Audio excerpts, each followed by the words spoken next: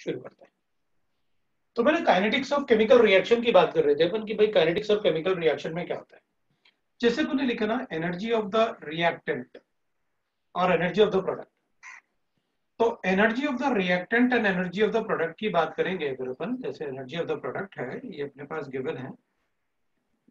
तो अगर energy of the reactant is greater than energy of the product then it is exothermic reaction. Then it is exothermic reaction. इसको अपन कहते हैं energy of the reaction. उसको अपन delta H से भी कोरिलेट करते हैं या एनर्जी ऑफ द रिएक्शन बोलते हैं। तो डेल्टा एच जो लिखते हैं ना अपन, that is summation of energy of the product minus summation of energy of the reactant. तो इस केस में what will be the energy of the reactant, तो अपन ऐसे बताएंगे ये थ्रेशोल्ड एनर्जी होता है। तो ये ग्राफ पहले अपन ने पढ़ा हुआ है, कोई प्रॉब्लम नहीं है अपन को, अगर किसी को डाउट होगा तो वो पूछ लेगा। ये एनर्जी ऑफ द रिएक्टेंट है, एनर्जी ऑफ द प्रोडक्ट है। पहले भी आपने पढ़ा होगा कि अगर हमारे पास जैसे कैल्शियम कार्बोनेट है, इसको डिकम्पोज करूंगा तो कैल्शियम ऑक्साइड बनेगा प्लस CO2 बनेगा। It's endothermic reaction. किसी का भी डिकम्पोजिशन एंडोथर्मिक ही होगा। तो एनर्जी इधर ऐड करेंगे एंडोथर्मिक रिएक्शन। तो एक्चुअली क्या होता है ना कि सभी रिएक्शन में दोनों तरफ एनर्जी हमेशा बैलेंस होता है, लेकिन ये तो एंडोथर्मिक है, हमें एनर्जी देनी पड़ेगी। अच्छा, मतलब this energy is balanced with this energy, तो इधर एनर्जी ऐड करना पड़ा। इसका मतलब इसकी एनर्जी कम थी इन दोनों से, तभी मैंने ऐड किया। इसकी एनर्जी कम थी उन दोनों से, इसलिए मैंने ऐड किया। मतलब एंडोथर्मिक रिएक्शन में energy of the reactant is less than energy of the product. तो एक्सोथर्मिक रिएक्शन में उल्टा होता है। एक्सोथर्मिक रिएक्शन में क्या होगा, energy of the reactant will be greater than energy of the product, तो एक्सोथर्मिक रिएक्शन हो जाएगा। ये A will get convert into B, इसकी एनर्जी इससे कम है, इसकी एनर्जी कम है इससे, तो अपन यहां पर ऐड कर लेते हैं एनर्जी को, तो वो एक्सोथर्मिक रिएक्शन हो जाएगा। ठीक है ना, तो अपन उसको एक्सोथर्मिक रिएक्शन बोलते हैं। तो अपन कहेंगे भाई एनर्जी ऑफ द रिएक्टेंट और एनर्जी ऑफ द प्रोडक्ट ना, तो इस हिसाब से मैंने लिखा हुआ है। अब अपन क्या करेंगे, तो ये तो एक्सोथर्मिक रिएक्शन के लिए है। दूसरा रिएक्शन में एंडोथर्मिक के लिए ऐसे लिख सकता हूं, दिस इज एंडोथर्मिक रिएक्शन, है ना। अगर अपन लिखना चाहें तो एंडोथर्मिक रिएक्शन अपन ऐसे कर सकते हैं, दिस इज एंडोथर्मिक रिएक्शन। ठीक है, तो मैं कहूंगा एंडोथर्मिक रिएक्शन में दिस इज एंडोथर्मिक रिएक्शन, और ये रिएक्शन कोऑर्डिनेट्स हैं। एंडोथर्मिक रिएक्शन और ये रिएक्शन कोऑर्डिनेट्स हैं। यहां पर पोटेंशियल एनर्जी लिखेंगे अपन, भाई एनर्जी बढ़ रही है ऐसे, इधर जैसे अपन लिखते हैं। तो ये भी थ्रेशोल्ड एनर्जी है, ये एनर्जी ऑफ द रिएक्टेंट है, ये एनर्जी ऑफ द प्रोडक्ट है, और ये पोटेंशियल एनर्जी ग्राफ है, जैसे इधर भी अपन ने पोटेंशियल एनर्जी लिखा। तो इधर अपन कहेंगे this is energy of activation, इधर this is energy of activation. Energy of activation वो होता है the extra energy required by the reactant to convert into the product.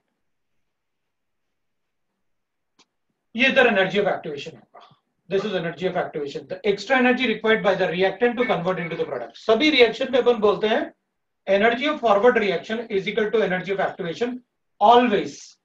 अपन हमेशा के लिए बोलते हैं कि energy of forward reaction is equal to energy of activation. Backward reaction का एनर्जी ये होता है, एनर्जी ऑफ बैकवर्ड रिएक्शन। ये एनर्जी ऑफ फॉरवर्ड रिएक्शन, ये एनर्जी ऑफ बैकवर्ड रिएक्शन है, जो आपने केमिकल इक्विलिब्रियम में पढ़ा होगा, अपन ने पढ़ा हुआ है केमिकल इक्विलिब्रियम। इसमें भी energy of forward reaction will B this and energy of backward reaction will B this. Energy of backward reaction ये एक्सोथर्मिक रिएक्शन है, तो this will be the energy of backward reaction, it's exothermic reaction. ठीक है, energy of backward reaction. अब ना ये दोनों के, अब अपन ऐसे भी कर सकते थे, अगर इस ग्राफ को यहां से पढ़ो तो एंडोथर्मिक है, यहां से पढ़ो तो एक्सोथर्मिक है, ऐसे पढ़ोगे तो एक्सोथर्मिक है, ऐसे पढ़ोगे तो एंडोथर्मिक है, क्योंकि एंडोथर्मिक में एनर्जी ऑफ द रिएक्टेंट कम होता है, एनर्जी ऑफ द रिएक्टेंट कम होता है एनर्जी ऑफ द प्रोडक्ट से, and this will be the delta H of the.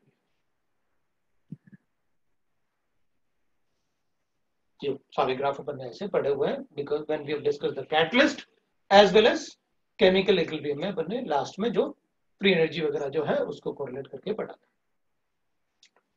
अब क्या होता है, जो ये वाला हाइट होता है ना, ये वाला हाइट, इसको अपन कहते हैं ट्रांजिशन स्टेट।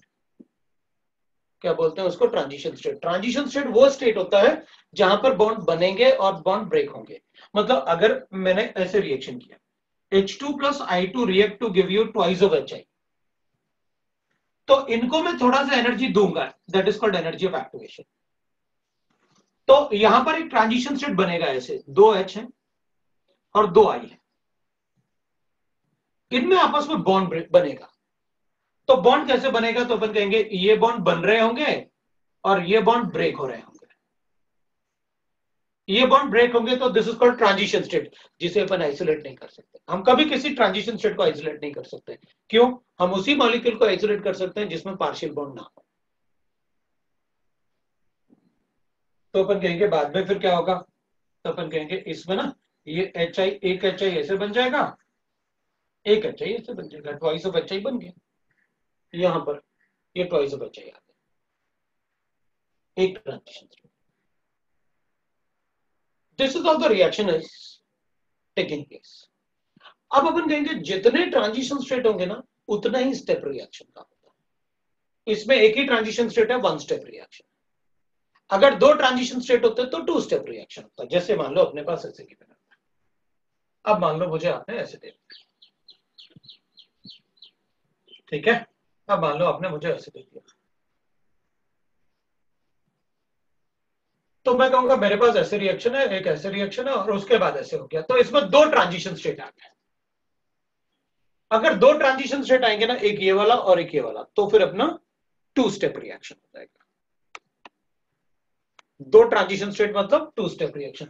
ये ट्रांजिशन स्टेट 1 हो गया, ये ट्रांजिशन स्टेट 2 हो गया। तो अपन कहेंगे ठीक है भाई, ये तो हो गया delta H of the reaction जो होगा, ये रिएक्टेंट और प्रोडक्ट। इधर अपन कहेंगे ये डेल्टा एच ऑफ रिएक्शन, जो कि मैं इससे कैलकुलेट कर लूंगा, energy of the product minus energy of the reactant, जैसे आपने ये लिखा हुआ। अब अगर 2 ट्रांजिशन स्टेट होंगे तो बीच में एक ग्रुप भी बनेगा, ऐसे एक वैली बनेगी, जो वैलीज जैसे बोलते हैं वैसे बनेगा। ये जो वैलीज बनता है ना, इसको अपन कहते हैं इंटरमीडिएट। ये होता है इंटरमीडिएट। इंटरमीडिएट हमेशा क्या होगा ना, it can be isolated.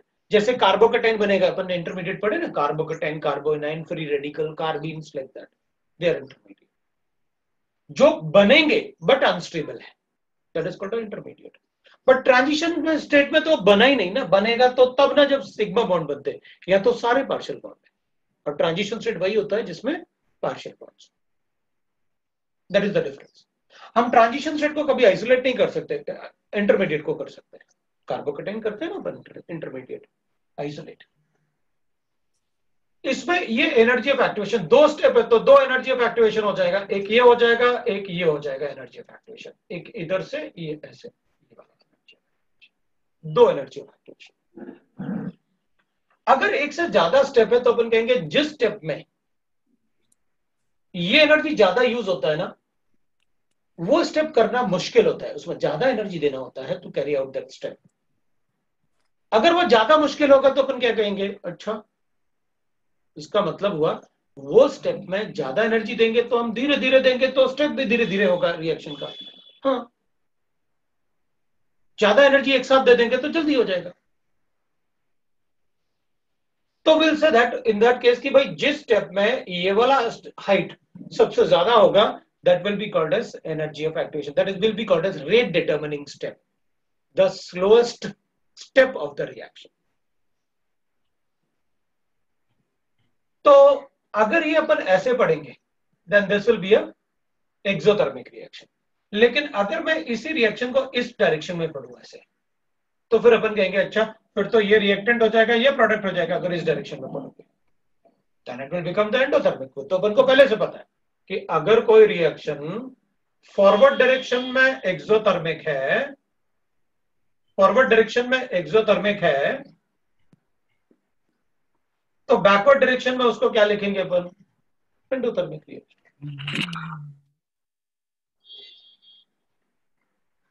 Backward direction में अपन उसे एंडोथर्मिक रिएक्शन लिखेंगे,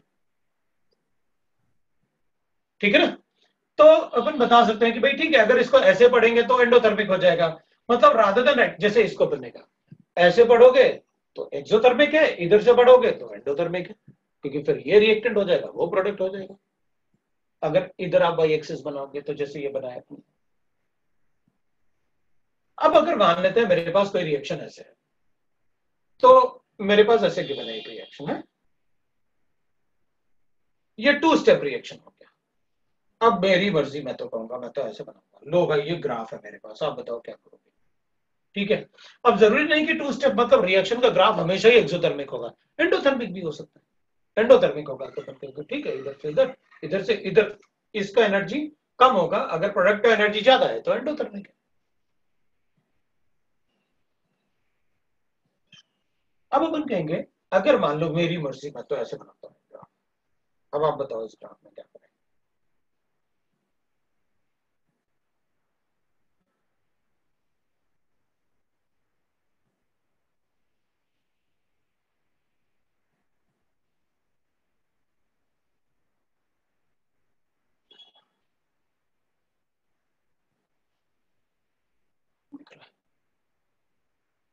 अपन कहेंगे मेरे पास ऐसे क्या बने, अब बताओ ये क्या है ग्राफ में, मैंने कहा ये एनर्जी ऑफ रिएक्टेंट, ये energy of product, this is the energy of, ठीक है भाई, ये एनर्जी ऑफ रिएक्टेंट है, ये एनर्जी ऑफ प्रोडक्ट है तो एक्सोथर्मिक ना, क्योंकि एनर्जी ऑफ द प्रोडक्ट आपने कम लिखा है एनर्जी ऑफ द रिएक्टेंट। अब अपन ट्रांजिशन स्टेट कहेंगे, 1 2 3 4 ट्रांजिशन स्टेट, इसका मतलब 4 स्टेप रिएक्शन, 4 स्टेप रिएक्शन। ठीक है, अब क्या इंफॉर्मेशन हो सकता है, तो अपन कहेंगे देखो भाई मेरे पास ना एक energy of activation forward direction की बात कर रहे हैं, ये E1 है, ये E2 है, ये E3 है, और ये E4 है।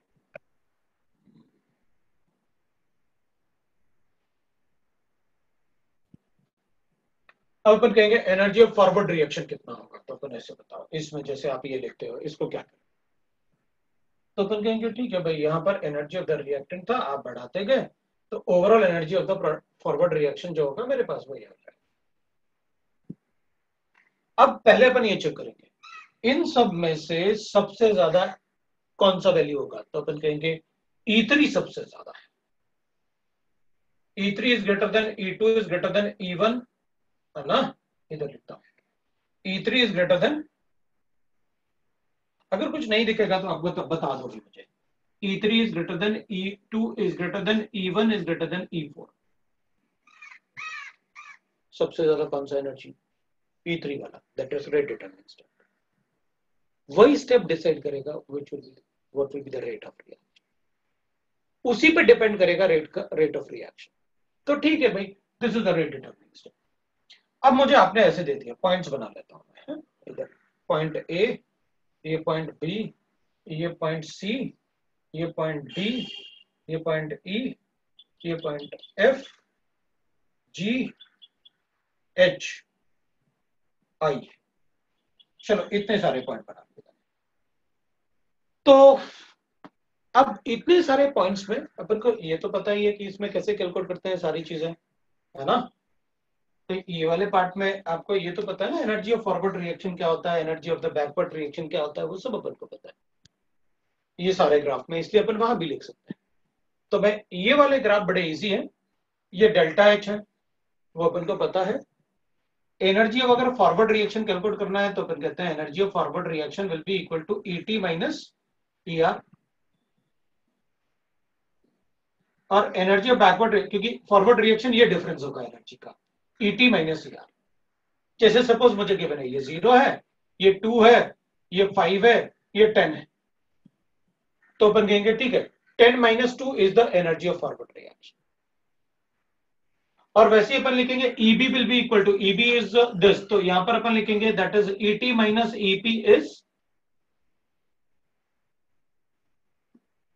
तो ये इस ग्राफ के हिसाब से अपने पास EF आ रहा है 8, और इस ग्राफ के हिसाब से अपने पास EB आएगा कितना 5, तो ये 8 आ रहा है अपने पास और ये 5 आ रहा है अपने पास। तो ठीक है, अब अपन क्या लिखते हैं, फॉर डेल्टा एच जो होता है फॉर ऑल रिएक्शन, आप प्रोडक्ट माइनस रिएक्टेंट भी लिख सकते हो, तो आप कहोगे इसमें कि प्रोडक्ट का एनर्जी कौन सा है 5 और ये कितना है 2, एंडोथर्मिक। या आप ऐसे भी लिख सकते हो भाई, delta H for all reaction, energy of forward minus energy of backward. For all reaction energy of forward minus energy of backward भी लिख सकते हो। एनर्जी ऑफ फॉरवर्ड क्या होगा, इधर कितना होगा एनर्जी ऑफ फॉरवर्ड 8 और ये कितना होगा 5, यू गॉट डेल्टा एच 3। पहले भी आ रहा था, इन दोनों में डिफरेंस 3 है, एक ही बात है, राइट। अब अपन उस ग्राफ की बात करते हैं। मैं ये सारा पार्ट हटा रहा हूं, ये वाले ग्राफ हटा रहा हूं, ठीक है, क्योंकि ये वाले ग्राफ अपन ने काफी पढ़े हुए थे केमिकल इक्विलिब्रियम में, तो मैं इनको हटा लेता हूं, ठीक है। अब अपन बात करते हैं, ये वाला ग्राफ भी अपन को पता है क्या है, मैं इस ग्राफ की बात करना चाहता हूं, ये पॉइंट है। तो अपन से पूछा गया एक point, energy of activation is equal to हो गया E3। दूसरा पॉइंट, इस रिएक्शन में fastest step in forward direction. अगर मुझसे कोई पूछेगा बताओ इसमें फॉरवर्ड डायरेक्शन में फास्टेस्ट स्टेप कौन सा होगा, तो अपन ऐसे बोल देंगे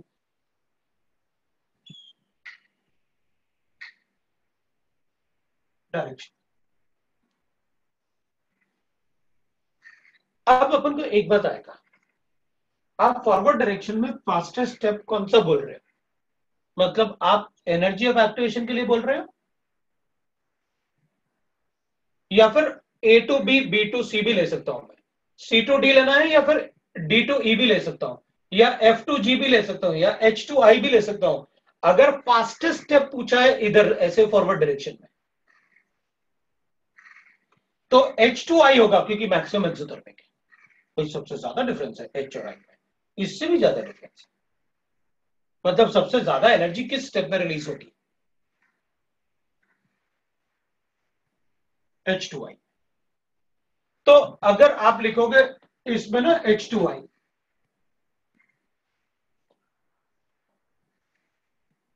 अब अपन ऐसे लिख लेते हैं, मोस्ट एक्सोथर्मिक स्टेप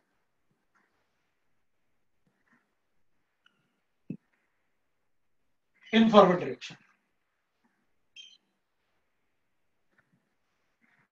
तो अपन कहेंगे H2I।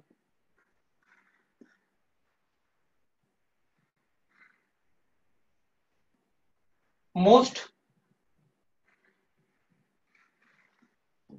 Endothermic step in forward direction, E2F, उसी को तो आपने लिखा।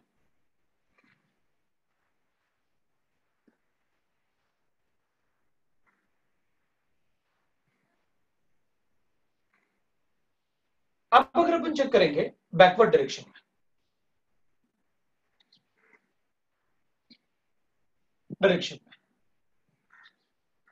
बैकवर्ड डायरेक्शन में स्लो स्टेप कौन सा होगा, मतलब मैं इधर की बात करता हूं, backward direction that is I2A।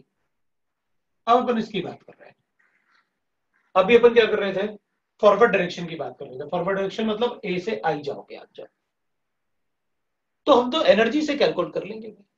अगर आप कहोगे कि इनमें से सबसे कम एनर्जी ऑफ एक्टिवेशन किसका है, G2H, तो अगर सिर्फ फॉरवर्ड डायरेक्शन में मुझे एंडोथर्मिक बताना है, एंडोथर्मिक इन फॉरवर्ड डायरेक्शन, तो एंडोथर्मिक इन फॉरवर्ड डायरेक्शन बताना है, तो अपन लिखा मोस्ट एंडोथर्मिक, सबसे ज्यादा एंडोथर्मिक तो ये था, लीस्ट एंडोथर्मिक इन फॉरवर्ड डायरेक्शन G2H,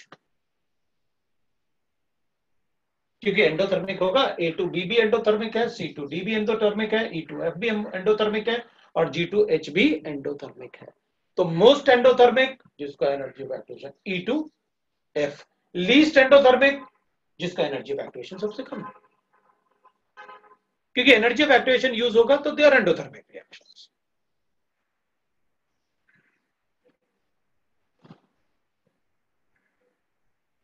इसमें लिखता हूं स्लो स्टेप I2H, क्योंकि सबसे ज्यादा एनर्जी इस स्टेप में चाहिए, क्योंकि अब I से लिखूंगा तो energy of activation will be from this to this, अपन तो ये वाला रिएक्शन लिख रहे थे, इसलिए अपन ने एनर्जी ऑफ एक्टिवेशन यहां से लिखा। ये बैकवर्ड रिएक्शन एंडोथर्मिक हो जाएगा ना, एंडोथर्मिक होगा तो अगर सिर्फ आई से लेकर जी तक की बात करें तो ऐसे होगा ना एंडोथर्मिक। तो इसमें एनर्जी ऑफ एक्टिवेशन क्या लेते हैं, ये वाला पार्ट। तो वही कर रहा हूं मैं, यहां से ऐसे इधर आए ना एंडोथर्मिक, तो ये एनर्जी ऑफ एक्टिवेशन इतना बड़ा हो जाएगा, तो बहुत ज्यादा होगा, ये एनर्जी ऑफ एक्टिवेशन ज्यादा होगा। अब बैकवर्ड डायरेक्शन के लिए इसका एनर्जी ऑफ एक्टिवेशन हो जाएगा जी से एफ तक, जी से एफ तक।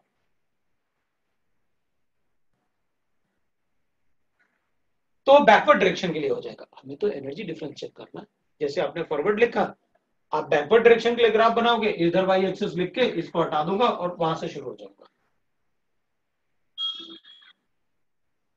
वर्कआउट कर लेंगे। तो अपन कहेंगे इसमें ना, आपने कहा इसमें स्लो स्टेप, ठीक है, H2I, और फास्टेस्ट स्टेप मतलब सबसे ज्यादा एक्सोथर्मिक। मतलब भाई क्या सोच रहे हो, फास्ट स्टेप के बीच में सबसे ज्यादा फास्ट, इसमें तो थोड़ा ही एनर्जी लिबरेट होगा, इसमें सबसे ज्यादा एनर्जी लिबरेट, क्योंकि इधर फास्टेस्ट स्टेप मतलब अपन को ये वाला पता है, मतलब H2G, F2E, D2C या B2A। तो सबसे ज्यादा फास्ट कौन सा स्टेप होगा, दैट विल बी F2E।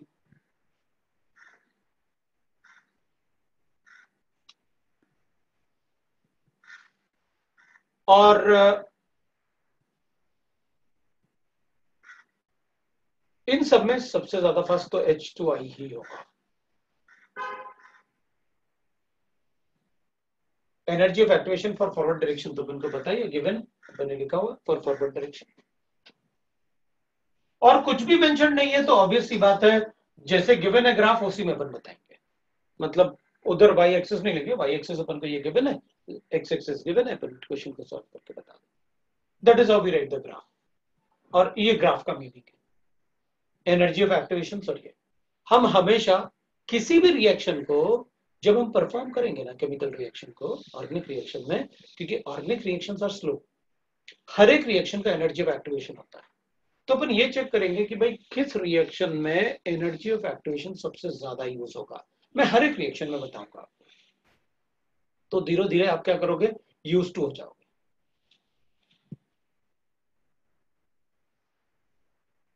है ना। तो अपन ने क्या, फास्ट स्टेप, ये बैकवर्ड डायरेक्शन के लिए लिखा अपन ने फास्ट स्टेप। अपन से पूछा गया कि भाई फास्ट स्टेप जो आपने लिखा हुआ है कि सर फास्ट स्टेप F2E कैसे हुआ, तो भाई देखो अपन ने यहाँ पर क्या लिखा था, बैकवर्ड के लिए पूछा था अपन ने। अगर ओवरऑल पूछोगे तो फिर H2I, ये फॉरवर्ड में लिखा ना, forward direction, fast step, step in the forward direction, ये बैकवर्ड के लिए, ये फॉरवर्ड था और ये भी फॉरवर्ड था। फॉरवर्ड का मतलब इधर से इधर पढ़ने के लिए, और बैकवर्ड का मतलब इधर से इधर पढ़ने के लिए।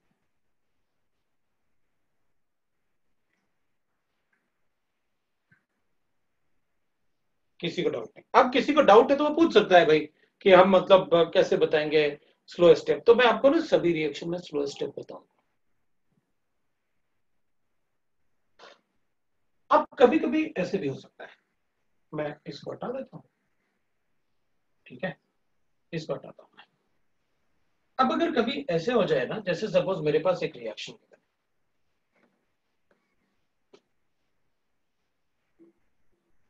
एक ग्राफ मुझे ऐसे करना है, और उसको ना एक्सोथर्मिक रिएक्शन बनाता हूं, ये ग्राफ अपन को गिवन है।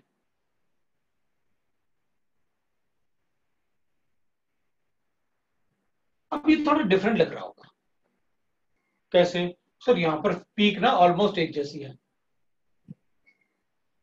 भाई यही तो बनाया आपने, यहाँ पर पोटेंशियल एनर्जी ग्राफ बना दिया, ये एनर्जी ऑफ द रिएक्टेंट है, एनर्जी ऑफ द प्रोडक्ट है। ये आप हर बार एक्सोथर्मिक के लिए बना लेते हैं, कोई बात नहीं, एंडोथर्मिक बना सकते हैं, हमें क्या फर्क पड़ेगा। थ्रेशोल्ड एनर्जी, ये ट्रांजिशन स्टेट 1 है अपने लिए, ट्रांजिशन स्टेट 2 है, reactant get converted to product. अब अपन क्या करेंगे, अपन कहेंगे देखो भाई इसमें ट्रांजिशन स्टेट 1, ये तो इंटरमीडिएट है। अब मुझे वो नहीं लिखना है ऐसे, वो डेल्टा एच ये होता है, वो सब अपन को पता है, दिस इज इंटरमीडिएट, भी होता है। एनर्जी ऑफ फॉरवर्ड रिएक्शन क्या होगा, एनर्जी ऑफ बैकवर्ड रिएक्शन क्या होगा, भी होता है। ऐसे भी लिखा था तो इसमें अपन ने शायद एनर्जी ऑफ फॉरवर्ड बैकवर्ड नहीं लिखा था, वो ऐसे बनाता है ना, तो ऐसे बना देंगे अपन भाई, ये energy of forward reaction.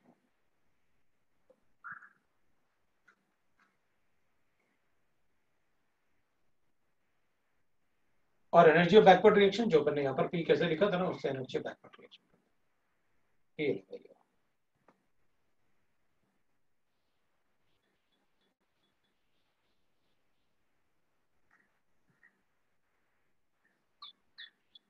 Right. अब अपन क्या करेंगे, इसको हटाते हैं। अब किसी ने कोई डाउट पूछा है मुझसे, अपन को डाउट पूछ लेंगे। उसका डाउट अपन 1 मिनट वेट करते हैं, मैं तुम्हारे डाउट्स को बिल्कुल बताऊंगा। आगे जाने से पहले मैं आपके सारे डाउट क्लियर करूंगा। मेरा मतलब ये था, जब अपन ने रिएक्टेंट को प्रोडक्ट में कन्वर्ट किया ना, तो एक इंटरमीडिएट बनता है। अब जो इंटरमीडिएट बनेगा वो मतलब अपन ऐसे करेंगे, एक सेकेंड है, रिकॉर्डिंग हेलो कर दिया। Okay, so we are going to write है। अपन क्या बोल रहे थे कि अगर मान लो अपन ने यहां से ये रिएक्शन किया इस डायरेक्शन में, तो this is energy of forward reaction. ठीक है, मान लिया ये अपन को पता है कि एनर्जी ऑफ फॉरवर्ड रिएक्शन है, और ये भी एनर्जी ऑफ फॉरवर्ड रिएक्शन इधर के लिए भी अपन ने फॉरवर्ड लिखा। ठीक है, अब अगर मेरे पास इंटरमीडिएट है, तो इसको ऑब्जर्व करने के बाद मान लो मेरे पास कोई इंटरमीडिएट बन गया। अब इधर जाने के लिए एनर्जी कितना चाहिए, ये वाला। मतलब अगर मुझे यहां से यहां जाना है तो ये एनर्जी चाहिए, और अगर मुझे यहां से यहां जाना है तो ये एनर्जी चाहिए। अगर ये एनर्जी और ये एनर्जी में डिफरेंस बहुत कम है, तो रिएक्शन की दोनों तरफ जाने की टेंडेंसी एक जैसी होगी।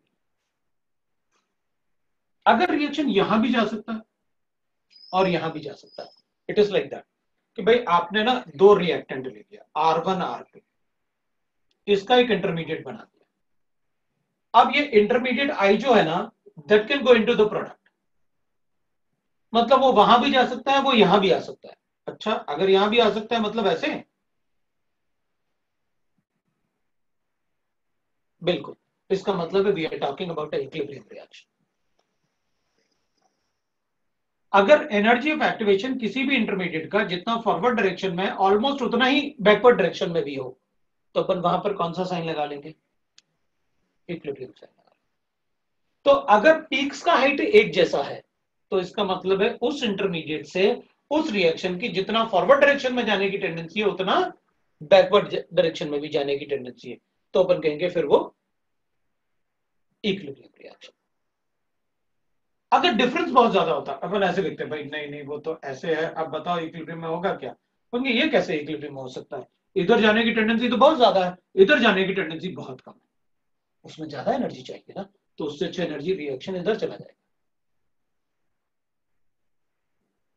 तो जिस स्टेप में एनर्जी ऑफ एक्टिवेशन कम होगी, उस उस स्टेप के होने के चांसेस ज्यादा होंगे, वो स्टेप इजीली परफॉर्म कर सकते हैं। जिस स्टेप में एनर्जी ऑफ एक्टिवेशन कम होगा, वो स्टेप फास्ट होगा। तो एनर्जी ऑफ एक्टिवेशन अगर कम है, तो rate of reaction will be more. तो इसका इधर जाने का टेंडेंसी ज्यादा है, इधर जाने का टेंडेंसी कम है। लेकिन इधर जाने का टेंडेंसी और इधर जाने की टेंडेंसी, मतलब इधर जाने का टेंडेंसी और इधर जाने का tendency, it will be equal. Intermediate मिलेगा, इधर भी आ सकता है उधर भी जा सकता है, दैट इज इक्विलिब्रियम।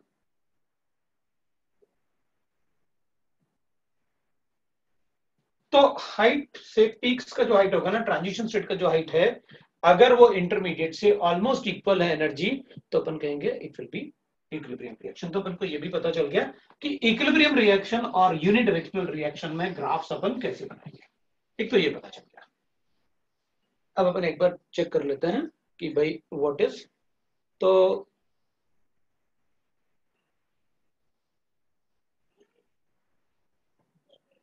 वो कह रहे हैं कि मतलब क्या सर, इज इट पॉसिबल, मतलब और भी मतलब जो उसके दिमाग में चल रहा होगा, पर उसको ऐसे कर लेते हैं।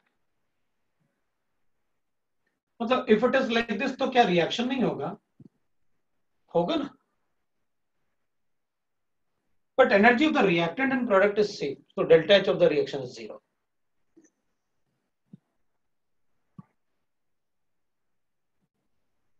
क्योंकि अगर हम ये रिएक्शन कर सकते हैं तो वो तो हो ही जाएगा।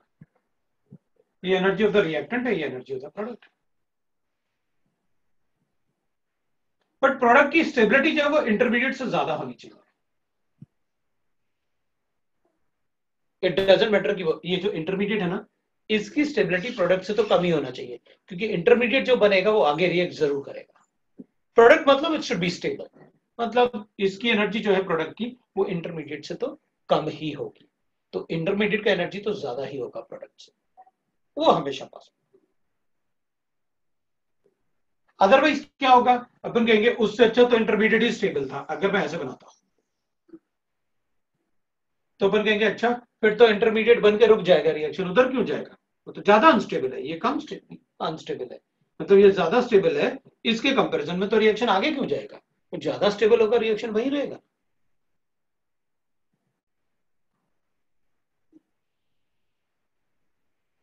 ठीक है, दूसरा। अच्छा सारा हो गया, मैं तो पढ़ने वाला था, मतलब मैं तो पढ़ने वाला था, मैंने पढ़ा नहीं तुमने क्या लिखा था, अब मैं पढ़ने आ रहा था, क्योंकि मैंने तो सिर्फ ये पढ़ा कि you have told me that sir ऐसा है क्या कि एक अगर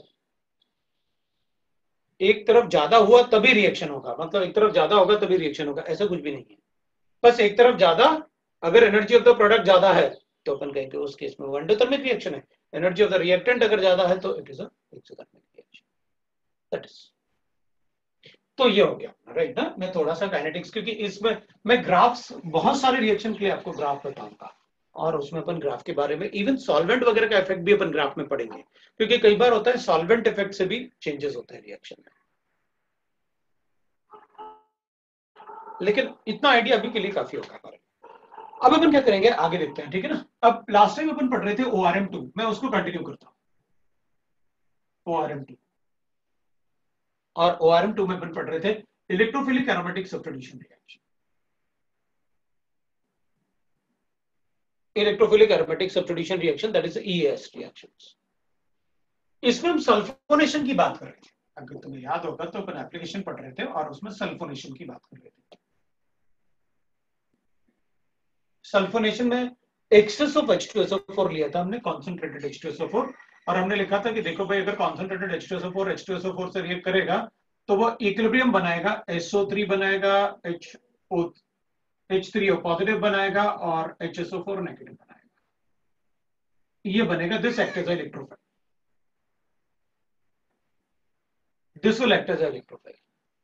और फिर अपन ने रिएक्शन लिखा था, एक अपन ने लिखा था कि देखो अगर आप ऐसे बेंजीन रिंग है अपने पास, और बेंजीन रिंग को अगर आप SO3 से रिएक्ट करवाओगे, जो अपन ने लास्ट टाइम लिखा था, तो यू कैन चेक दैट कि आपने ऐसे बताया था कि भाई ये अपने लिए ऐसे हो जाएगा, और ये जब रिएक्शन करेगा, क्योंकि इस पे 3 डेल्टा पॉजिटिव चार्ज है, यहाँ पर डेल्टा नेगेटिव चार्ज है, यहाँ पर डेल्टा नेगेटिव चार्ज है, यहाँ पर डेल्टा नेगेटिव चार्ज है, तो इस पे 3 डेल्टा पॉजिटिव चार्ज होंगे, और डेल्टा पॉजिटिव चार्ज होंगे तो sulphur will act as a electrophile, because वो काफी ज्यादा इलेक्ट्रॉन डेफिशिएंट होगा। तो अपन कहेंगे ठीक है भाई इसको यहां शिफ्ट करते हैं, तो ये यहां शिफ्ट हो जाएगा, अगर वहां शिफ्ट होगा तो विल राइट लाइक दिस,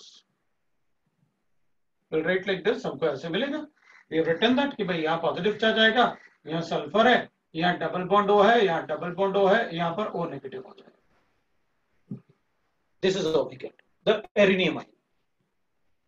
तो अपन कहेंगे ठीक है भाई एक एरिनियम आयन बनाया आपने, लेकिन सोल्यूशन में since there is H3O positive, ये वाला पार्ट है ना, तो वहां से एक प्रोटॉन देते हैं इसको और माइनस H2O कर लेते हैं, तो एक प्रोटॉन उसको दूंगा और माइनस H2O, मतलब आई गॉट लाइक दिस, ये पॉजिटिव चार्ज है यहाँ पर, ये डबल बॉन्ड है, ये डबल बॉन्ड है, इधर एक H है और इधर SO3H आया, दिस विल बिकम SO3H।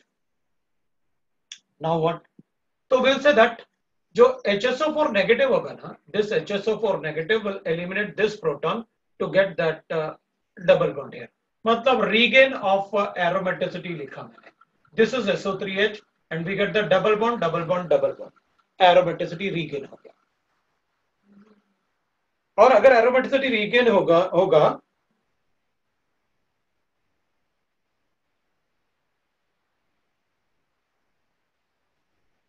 चलो मतलब अब नहीं जाऊंगा, बंद कर देता हूँ। ओके, तो what we are discussing is, अपन ने मतलब यहाँ पर लिखा, अब तुम देखो यहाँ पर क्या बनेगा अपने पास, एक तो वाटर मॉलिक्यूल बना और एक H2SO4 बना, इसको अपन ने डबल बॉन्ड या रीगेन किया एरोमेटिसिटी। अब अपन क्या करेंगे, अगर वाटर बनेगा मतलब जो अपन ने रिएक्शन किया ना, उस रिएक्शन को एक बार अपन कंप्लीट लिख के देखो। मैंने आपसे कहा मेरे पास एक बेंजीन था और बेंजीन में ट्वाइस ऑफ H2SO4, ये दो लिए थे आप, और इसमें से मैंने क्या किया, एक तो H2SO4 ऐड कर लिया, इधर SO3H ऐड कर लिया, और एक बनेगा वाटर मॉलिक्यूल और एक बनेगा H2SO4। मैंने यहां पर ना कॉन्सेंट्रेटेड H2SO4 लिए थे, 2 मोल्स कॉन्सेंट्रेटेड H2SO4 लिया। अब अपन कहेंगे ये कॉन्सेंट्रेटेड लिया था, थोड़ा वाटर बन गया और H2SO4 मतलब डाइल्यूट H2SO4 बन, ये डाइल्यूट एसिड बोल सकते हैं ना, डाइल्यूट एसिड बोल सकते हैं। अपन क्या करेंगे, अपन कहेंगे देखो SO3H मतलब सल्फोनिक ग्रुप, सल्फोनिक ग्रुप का मतलब है लाइक H2SO4 ऑलरेडी भी हो। तो अपन कहेंगे ठीक है भाई, इसका मतलब यह है कि वाटर के प्रेजेंस में ये ऐसे रहेगा।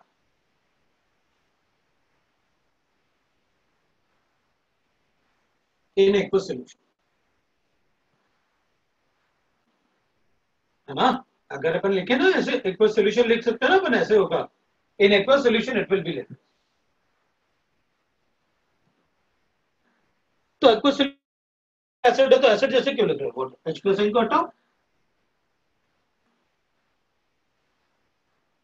दिस प्लस H+N होगा सोल्यूशन में।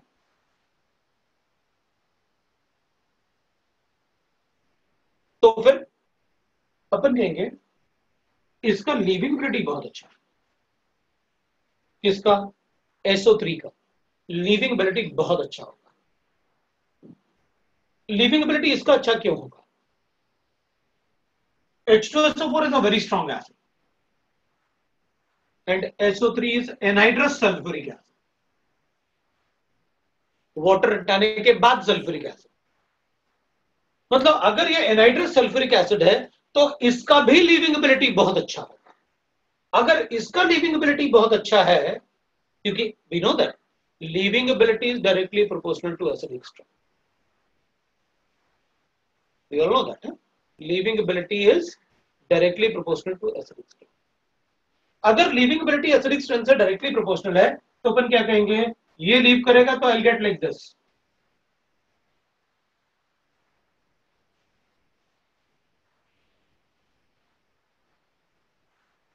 ये डबल बॉन्ड बनेगा, और ये जैसे जैसे ये डबल बॉन्ड बन रहा होगा यहाँ पर इस इलेक्ट्रॉन से, वैसे वैसे ये इसमें शिफ्ट हो रहा होगा। I got a negative charge, मैं इस नेगेटिव चार्ज में इस प्रोटॉन को दे दूंगा, मुझे क्या मिलेगा, बेंजीन प्लस SO3।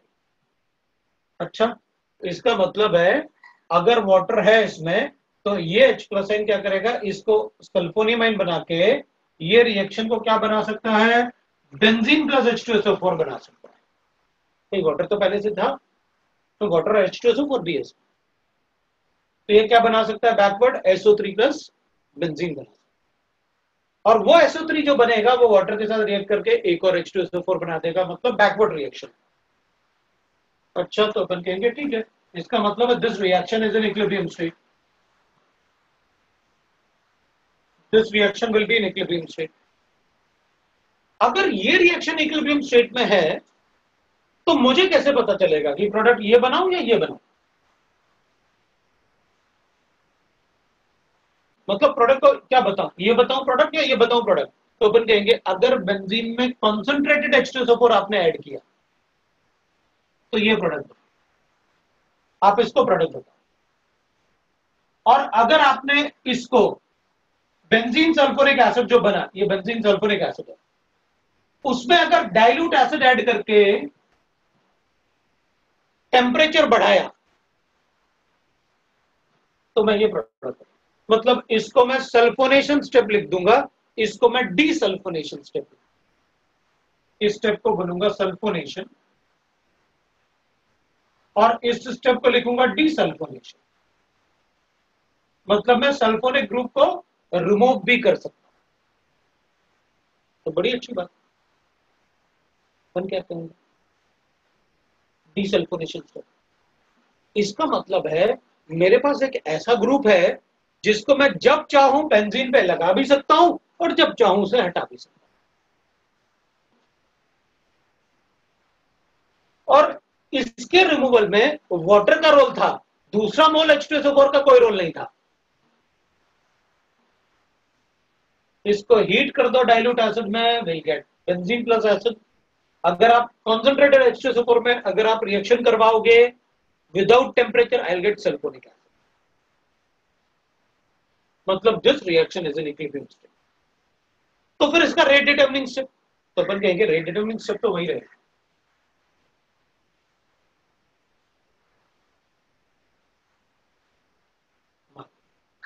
ये सल्फोनेशन है, ये डीसल्फोनेशन। एक सल्फोनेशन स्टेप, एक डीसल्फोनेशन स्टेप।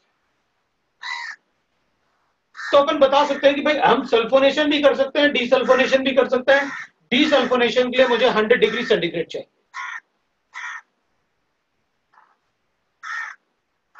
डीसल्फोनेशन के लिए 100 डिग्री सेंटीग्रेड चाहिए। ठीक है,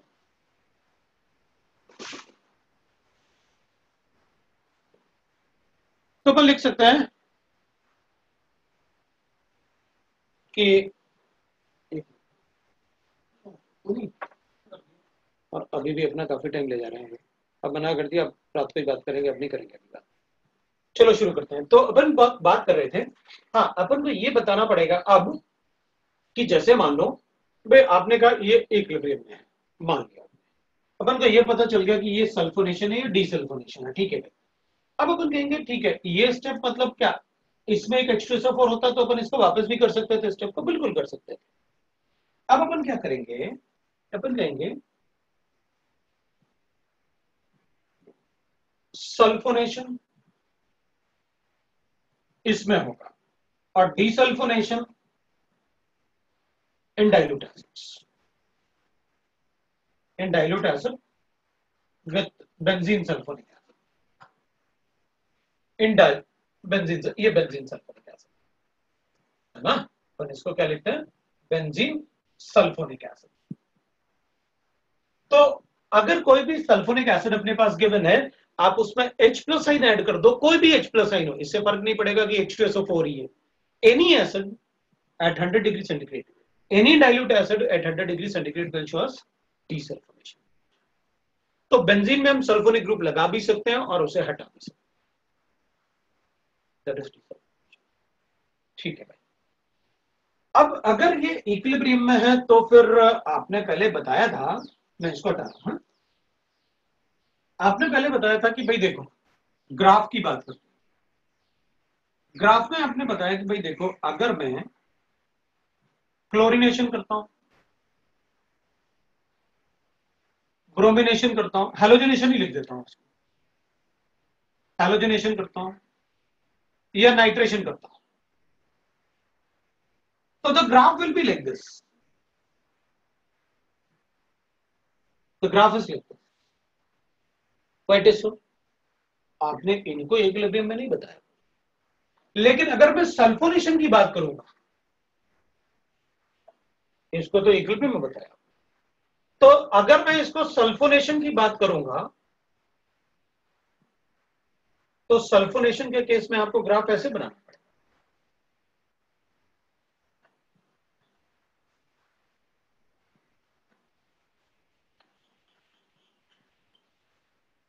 फिर आप ऐसे ग्राफ बनाओ,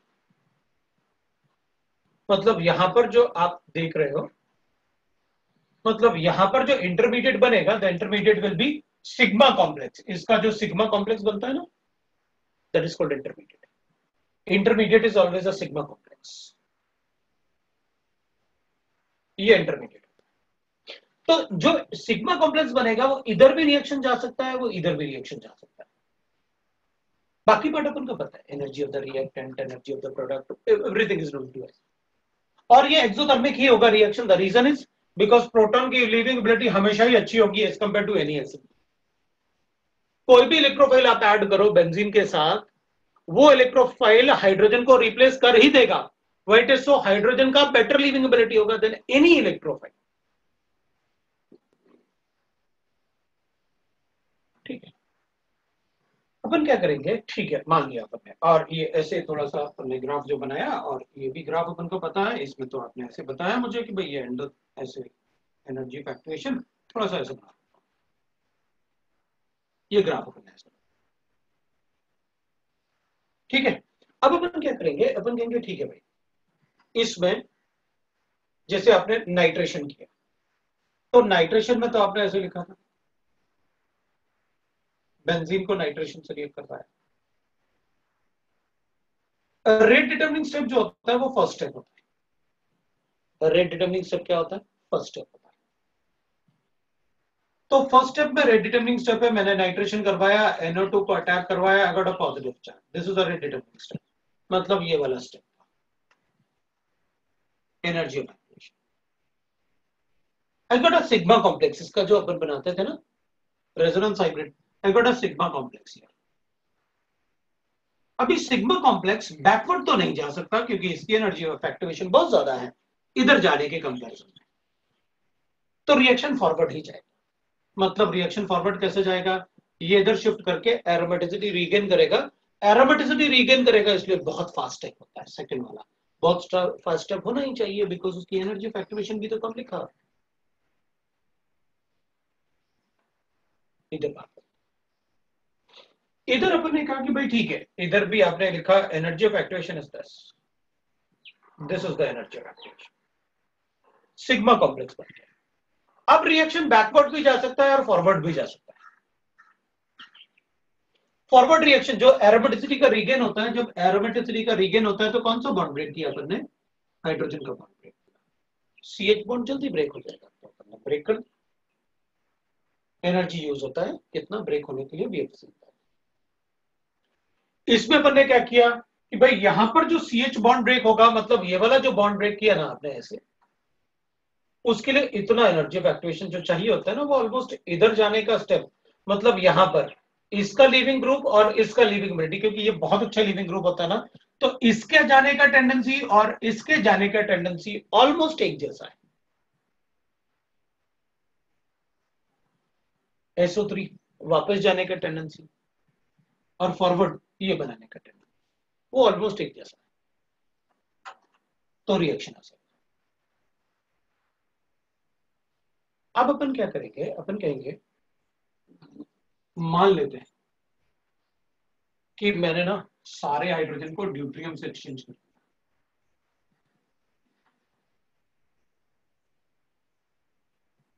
मैं ट्रीशियम से भी एक्सचेंज कर सकता हूं, आइसोटोप्स, ठीक है। तो अपन कहेंगे मेरी मर्जी, मैं तो ना नाइट्रेशन करूंगा हाइड्रोजन लेके, हाइड्रोजन को हटा के डी ले लेता हूं, इसमें डी ले लेता हूं और हाइड्रो, अब रिएक्शन करूंगा मैं। अब अपन कहेंगे अब बताओ क्या हो जाएगा, तो अपन एक छोटा सा ऑब्जर्वेशन देखेंगे बस।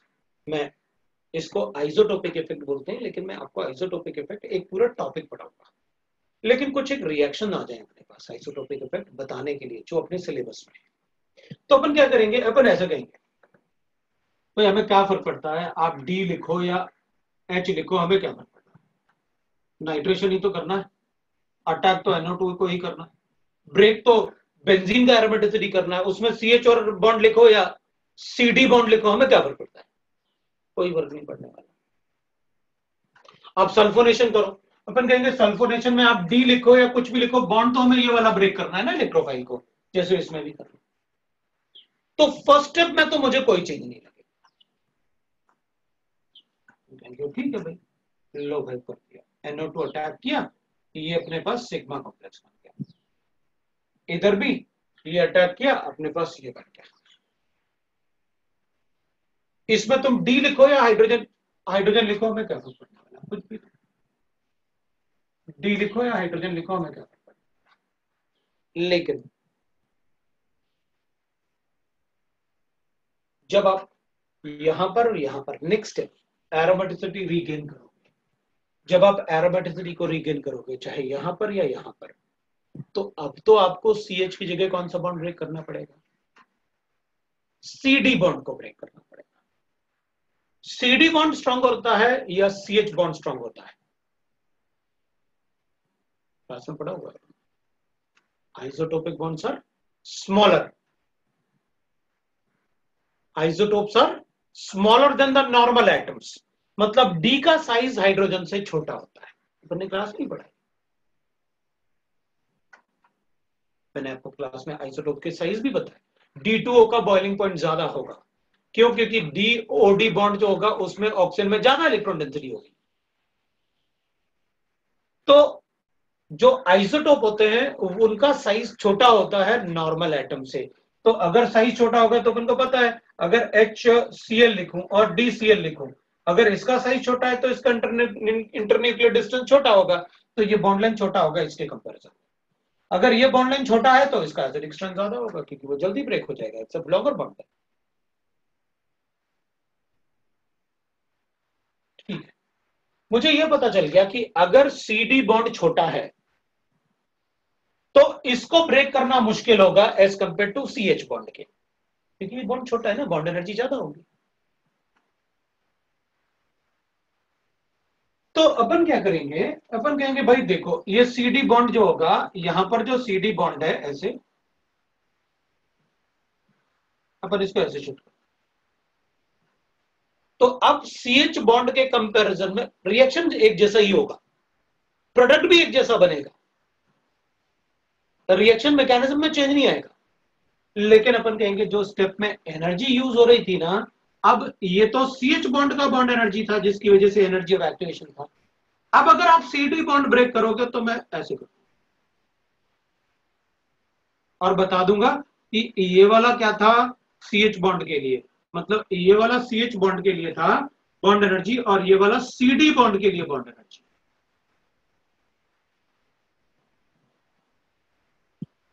एनर्जी बढ़ेगी ना, तो यहां पर एनर्जी ऑफ एक्टिवेशन CD को ज्यादा एनर्जी चाहिए ना बॉन्ड ब्रेक करने के लिए, तो एनर्जी बढ़ेगा।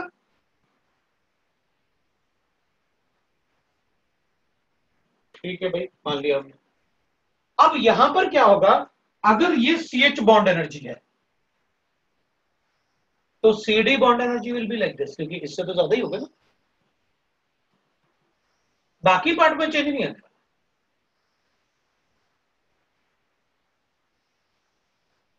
ये CD बॉन्ड, अच्छा इसके पीक का हाइट तो इससे भी ज्यादा हो गया, तो क्या ये एनर्जी, ये रेट डिटरमिनिंग स्टेप हो जाएगा? नहीं, रेट डिटरमिनिंग स्टेप यही रहेगा, क्योंकि ये वैल्यू इससे तो छोटी है ना, ये वैल्यू बड़ा है ना इससे। एनर्जी ऑफ एक्टिवेशन अभी तो देखा था अपन ने, जिस पीक में सबसे ज्यादा हाइट होगा ईए का सबसे ज्यादा गैप होगा, मतलब सबसे ज्यादा हाइट होगा, ईए सबसे बड़ा होगा, that is the rate determining step. Rate determining step वही रहेगा, लेकिन ट्रांजिशन स्टेट का एनर्जी इससे बड़ा हो जाएगा, मतलब अब रिएक्शन का बैकवर्ड डायरेक्शन में जाने का टेंडेंसी और बढ़ गया, तो फिर आगे की तरफ रेट ले जाने का टेंडेंसी कम हो गया। अच्छा, इसका मतलब है अगर बेंजीन होता तो rate of reaction forward direction में ज्यादा होता, और अगर हेक्सा ड्यूट्रोबेंजीन 6 हाइड्रोजन को 6 ड्यूट्रियम से रिप्लेस कर दिया, हेक्सा ड्यूट्रोबेंजीन अगर वो है, तो फिर उस केस में फॉरवर्ड डायरेक्शन में जाने की टेंडेंसी थोड़ी कम हो जाएगी इसकी, और बैकवर्ड में आने की ज्यादा। इसका मतलब है C6D6 का रेट ऑफ रिएक्शन स्लो होगा सल्फोनेशन के लिए रादर देन C6H6। तो इसमें अपन लिखेंगे रेट ऑफ सल्फोनेशन,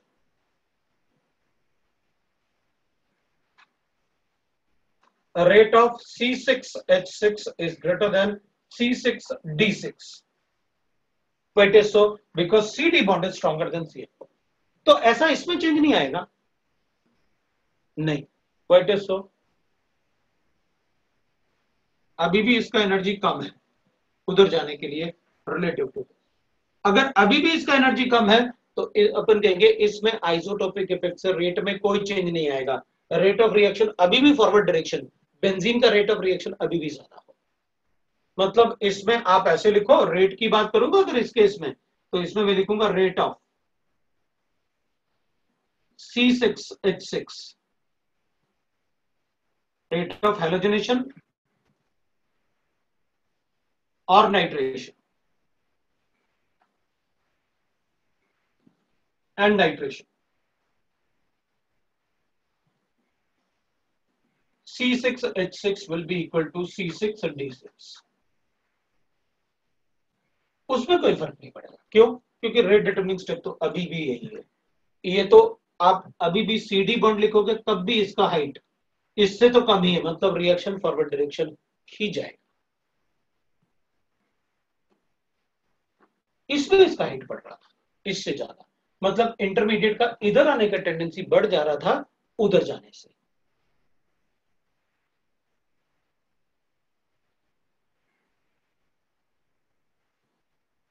बता देंगे भाई rate of reaction in case of sulphonation क्या हो जाएगा, क्योंकि सल्फोनेशन में सी डी बॉन्ड आने से पहले ही सी एच बॉन्ड ऐसे था भाई, ये जो डार्क वाला था ये वाला अपन ने पहले सी एच बॉन्ड से लिखा था, है ना, सी एच बॉन्ड मतलब बेंजीन के लिए था। अब इसमें क्या हो रहा है, क्योंकि सी डी बॉन्ड स्ट्रॉन्गर होता है तो ये ऐसे हो गया। अगर ये ऐसे हो जाएगा, बहुत ऊपर नहीं जाता है, थोड़ा सा ऊपर आ जाएगा ऐसे, तो अगर ऐसे आएगा तो ये जो होगा, अब एनर्जी ऑफ एक्टिवेशन, पहले तो एनर्जी ऑफ एक्टिवेशन ये था, अब सीडी के लिए क्या हो जाएगा, सीडी के लिए थोड़ा एनर्जी ऑफ एक्टिवेशन बढ़ गया, तो जो एनर्जी ऑफ एक्टिवेशन इधर की तरफ जाने के लिए है, इधर की तरफ जाने के लिए एनर्जी ऑफ एक्टिवेशन ज्यादा चाहिए सीडी में रादर देन इधर के। अगर ज्यादा चाहिए तो रिएक्शन का बैकवर्ड डायरेक्शन में रेट ज्यादा हो जाएगा, इंटरमीडिएट से फॉरवर्ड डायरेक्शन में कम, मतलब rate of production of sulphonic acid, benzene sulphonic acid CD6 में कम होगा C6H6 से। बता देंगे भाई। तो इसमें आइसोटोपिक इफेक्ट है, तो आइसोटोपिक इफेक्ट होगा, और जो रेट का डिफरेंस होता है, मतलब R of C6H6 divided by जो रेट होता है ना, that is experimental fact. Experimentally it is found that C6D6 is equal to 4। मतलब अगर आप बेंजीन की जगह हेक्सा ड्यूट्रोबेंजीन ले लो तो आपका रेट ऑफ रिएक्शन 4 टाइम्स कम हो जाता है, क्योंकि आपने benzene relative to hexa deuterobenzene को इक्वल टू 4 लिखा है रेशियो, मतलब this is 4 times of rate of hexa deuterobenzene. So अपन कहेंगे sulphonation will show the isotopic effect. Sulfonation will show the isotopic effect. इसमें isotopic effect नहीं, therefore we can write that sulfonation shows isotopic। ये part आपको याद रखना होगा कि सल्फोनेशन में आइसोटोपिक इफेक्ट होगा। अब ये आपका सल्फोनेशन है, ठीक है। अपन से क्या क्या पूछेंगे सल्फोनेशन में, एक तो सल्फोनेशन किसके प्रेजेंस में होगा, कंसंट्रेटेड H2SO4 एक्सेस में लेना होगा, इलेक्ट्रोफाइल क्या होगा SO3, रिएक्शन इक्विलिब्रियम में होगा। आइसोटोपिक इफेक्ट शो करेगा क्या, हाँ, क्योंकि 4 टाइम्स रेट चेंज हो रहा है। It shows isotopic effect, yes isotopic effect, और डिटेल में मैं आपको बताऊंगा, मैंने आपसे कहा इसके अलावा कोई क्वेश्चन नहीं आने वाला। स्कूल में अपन को लिखना है, सीधा लिखो, बेंजीन है, concentrated H2SO, excess है, you just write like this, benzene sulfonic acid plus H2 plus H2SO, low by product बन गया। इसको इक्विलिब्रियम लिखो, अगर 100 डिग्री सेंटीग्रेड पे इसको हीट करोगे, 100 डिग्री सेंटीग्रेड पे हीट किया अपन ने इसको, विल राइट दैट बेंजीन बन जाए plus H2SO, that is the product, बस खत्म। ये आपको पता। इसका नेक्स्ट एप्लीकेशन, ये थर्ड एप्लीकेशन था सल्फोनेशन ऑफ बेंजीन, जो हम लास्ट टाइम डिस्कस कर रहे थे। अब इसका थर्ड एप्लीकेशन होता है Friedel-craft reaction. Third application benzene sulphonic acid, fourth Friedel-craft reaction, craft reaction, this is that Friedel-craft reaction. तो लेट अस चेक, मतलब how to write the Friedel-Crafts reaction, right?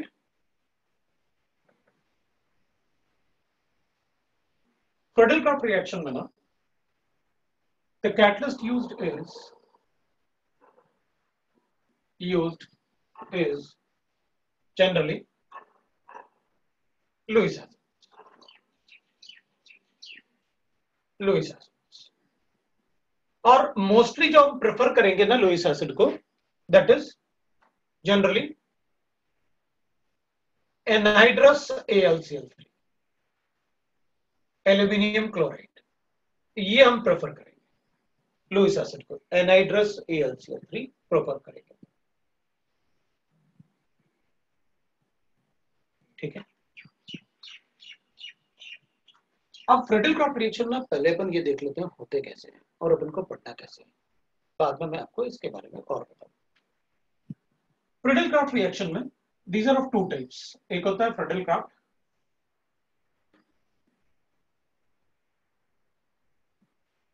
Alkylation और एक होता है Friedel Crafts acylation.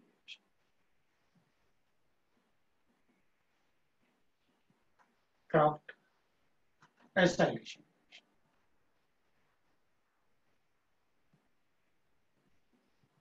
Friedel Crafts alkylation reaction and Friedel Crafts acylation reaction, दो type के reaction होते हैं। एक अपन लिखेंगे एल्काइलेशन में whenever the benzene is treated with, मतलब हम बेंजीन को रिएक्ट करेंगे एल्काइल हैलाइड के साथ, एल्काइल हैलाइड के साथ in presence of Lewis acid. Lewis acid में मैं AlCl3 लिखने वाला हूं, तो we'll get that benzene sulfonic acid, benzene alkyl benzene, alkyl benzene ना बेंजीन सल्फोनिक, एल्काइल बेंजीन, मतलब आप R को इस पे ऐड कर दो और इसके हाइड्रोजन को लेके HCl बना दो, बस हो गया अपना प्रोडक्ट। ये प्रोडक्ट बनता है एल्काइल बेंजीन। मान लो ये CH3Cl होता तो मैं मिथाइल बेंजीन बना देता और HCl बना देता, दैट इज द प्रोडक्ट।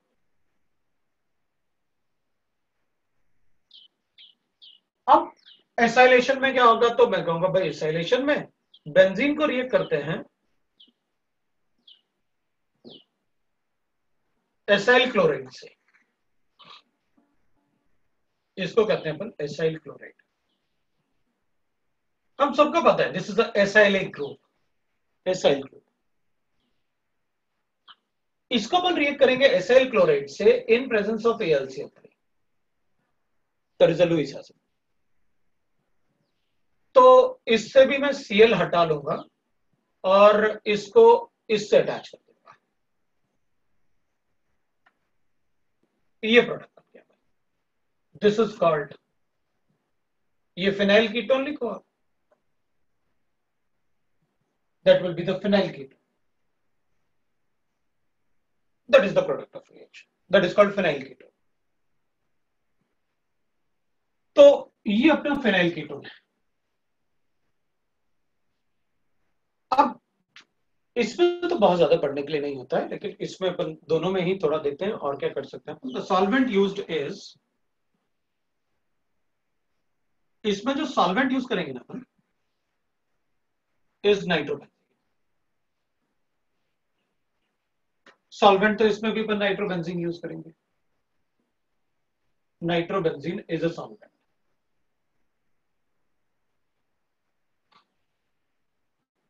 अब इसके रिएक्शन की बात करते हैं थोड़ा सा। इसके रिएक्शन में थोड़ा सा मैकेनिज्म की बात करूंगा, क्योंकि reaction it is now a name reaction है, नेम रिएक्शंस को अपन को पढ़ना होगा। तो फ्रेडल क्रॉफ्ट नेम रिएक्शन है, नेम रिएक्शन में अपन ज्यादा कुछ चेंज नहीं कर सकते, जो अपन को बताया गया हमें वही लेना होता है। अपन क्या करेंगे, मैकेनिज्म की बात करेंगे ना, तो अपन ऐसे लिखेंगे, आपने मुझे अगर ऐसे दिया और इसको मैंने AlCl3 से रिएक्ट किया, ये एक लुईस एसिड है, इसको इलेक्ट्रॉन चाहिए और ये इसके पास इलेक्ट्रॉन है, जैसे क्लोरीनेशन में किया था, ये इसके क्लोरीन पे अटैक करेगा। तो अपन कहेंगे भाई इसके क्लोरीन पे अटैक करेगा, तो CH3 CH2 Cl और मैं इसके लोन पेयर हो गए, इसका एक लोन पेयर, इसको AlCl3 को एक लोन पेयर मिल गया, उसने बॉन्ड बनाया, इलेक्ट्रॉन मिलेगा तो नेगेटिव चार्ज, इससे इलेक्ट्रॉन गया तो पॉजिटिव चार्ज, जैसे Cl2 बनाया था। अब अपन कहेंगे भाई इसमें ना पॉजिटिव चार्ज आएगा, तो इसमें अगर पॉजिटिव चार्ज आएगा तो ये सभी तरफ से इलेक्ट्रॉन को पुल करेगा, because now it has extra proton, electron affinity बढ़ गई, तो वो इस कार्बन से भी इलेक्ट्रॉन पुल करेगा, इससे भी इलेक्ट्रॉन पुल करेगा, यहां से पुल कर सकता है, तो अपन कहेंगे भाई अब तो ये कार्बन है और कार्बन से तो इलेक्ट्रॉन इजीली पुल किया जा सकता है, तो अपन क्या करेंगे, इसको इलेक्ट्रॉन दे देते हैं। अगर इलेक्ट्रॉन देंगे तो I gate CH3 CH2 a positive charge plus we'll get that AlCl4 a negative charge on this, जैसे हमने Cl2 के केस में लिखा। यहां पर हमारे पास ये इलेक्ट्रोफाइल है, एक्ट एज इलेक्ट्रोफाइल। अब ये इलेक्ट्रोफाइल है, अपन को पता है बेंजीन पे अटैक करवाओ, सिग्मा कॉम्प्लेक्स बनेगा, सिग्मा कॉम्प्लेक्स बनेगा तो कर देंगे अपन सब्स्टिट्यूशन, तो ये इस पे अटैक करेगा, हाइड्रोजन को हटाते हैं, इसको लगा देते हैं, तो मतलब ये जो भी अल्काइल ग्रुप होगा उसको अपन यहां लगा देंगे।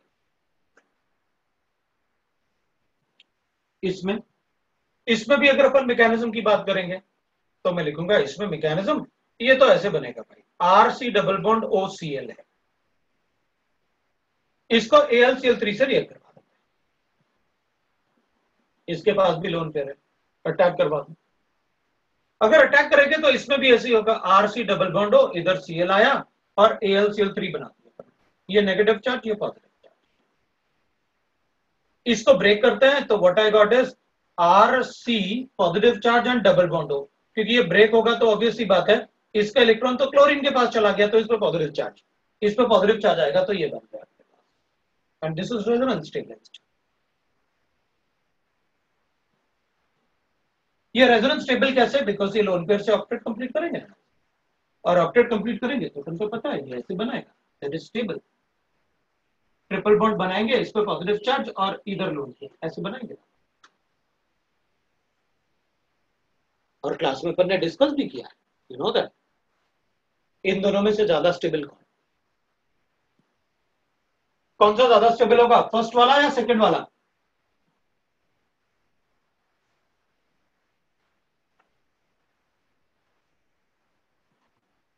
ज्यादा स्टेबल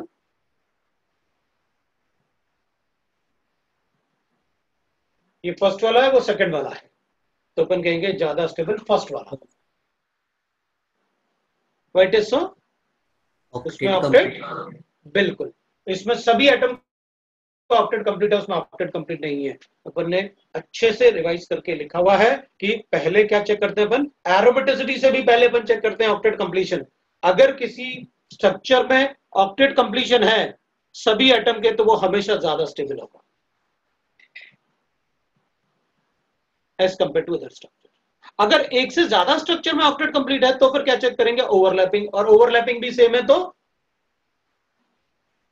याद है ना, फिर अपन पॉजिटिव चार्ज का स्टेबिलिटी चेक करते हैं कि किस एटम पे पॉजिटिव चार्ज प्रेजेंट है। तुमने कहा भाई ऑक्सीजन पे पॉजिटिव चार्ज है, फर्क क्या पड़ता है, ऑक्टेट तो कंप्लीट है उसका, उसमें कार्बन पे पॉजिटिव चार्ज है लेकिन कार्बन का ऑक्टेट कंप्लीट नहीं है। वो स्ट्रक्चर जिसमें सभी का ऑक्टेट कंप्लीट होगा that will be always more stable.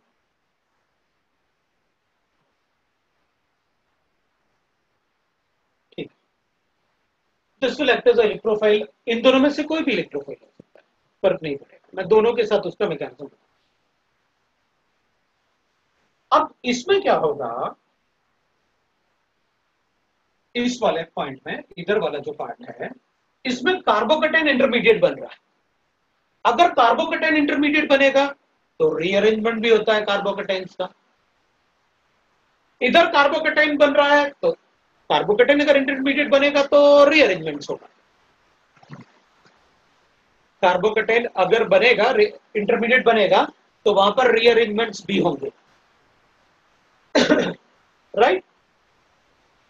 तो यहां पर since carbocation is formed as intermediate, rearrangement occurs, rearrangements can take. So rearrangement of carbocation take place. Carbocation can take place. और यहां पर rearrangement नहीं हो सकता. Why it is so? Because ये पहले से ही rearrangement होने के पहले से ही रेजोनेंस स्टेबलाइज्ड है, अभी रेजोनेंस स्टेबलाइजर तो उससे ज्यादा और क्या स्टेबल कर सकते, no rearrangement because the carbocation formed is already resonance stable, no rearrangement. मैं इसको ना फोर्थ पॉइंट को यहां लिख देता हूं, no rearrangement as it is, as carbocation is already